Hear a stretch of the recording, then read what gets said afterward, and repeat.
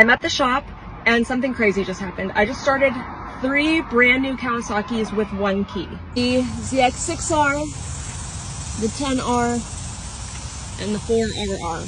I'm gonna show you how I just started all 3 of these bikes with just 1 key. Here's the 4. Started right up. Here's the 10. Oop. That's also the 10 key.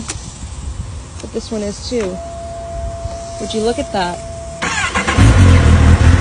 And last but not least, the 6.